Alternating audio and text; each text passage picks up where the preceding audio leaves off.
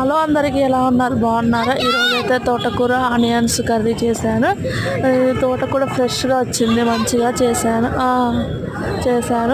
Onion మాత్రం కొద్దిగా ఎక్కువగానే వేసుకుంటేనే బాగుంటుంది. ఆనియన్ అంతా మగ్గిపోయిన తర్వాత పసుపు వేసుకొని కొంచెం ఫ్రై చేసుకోవాలి. తర్వాత 3 టైమ్స్ అది తోటకూర అయితే కడిగి పక్కన పెట్టేసుకున్నాను. అది కూడా వేసేసి మూత పెట్టేశాను. మూత పెట్టేసిన తర్వాత కలుపుకొని పక్కన పెట్టుకోవడమే. తర్వాత అది మగ్గిపోద్ది, పూర్తిగా మగ్గిపోయిన తర్వాత ఉప్పు కారం వేసుకొని మీకు రుచికి సరిపోయినంత కారం వేసుకొని మనం ఆఫ్ చేసుకోవడమే.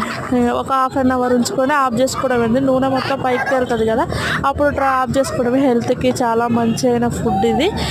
చాలా బాగా కుదిరింది. ఒకసారి అయితే మీకు నచ్చిందని అనుకుంటున్నాను. వీడియో నచ్చితే లైక్ చేసి సబ్స్క్రైబ్ చేసి షేర్ చేయడం మర్చిపోవద్దు. ఒకసారి అయితే ట్రై చేయండి.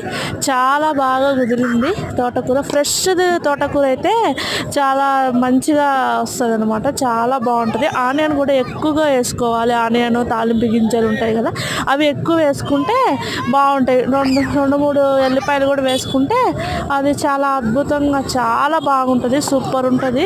హెల్త్ పరంగా కానీ మంచిగా హెల్తీ ఫుడ్ ఇది. ఒకసారి మీకు నచ్చితే ట్రై చేయండి.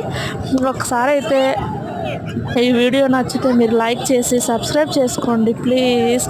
ఓకే అండి, బాయ్ బాయ్. హలో అందరికీ ఎలా ఉన్నారు? బాగున్నారా? నేను ఈరోజైతే తోటకూర ఆనియన్స్తో ముందుకు వచ్చేసాను. ఏం లేదండి, ముందుగా తోటకూర మొత్తం శుభ్రం చేసుకొని పక్కన పెట్టేసుకోవాలి. వాటర్లో 3 టైమ్స్ దాకా కడిగి పక్కన పెట్టుకోవాలి. తర్వాత ఆనియన్స్ మాత్రం ఎక్కువనే పడుతుంది. నేనైతే 4 ఆనియన్స్ తీసుకున్నాను, పెద్ద సైజువి.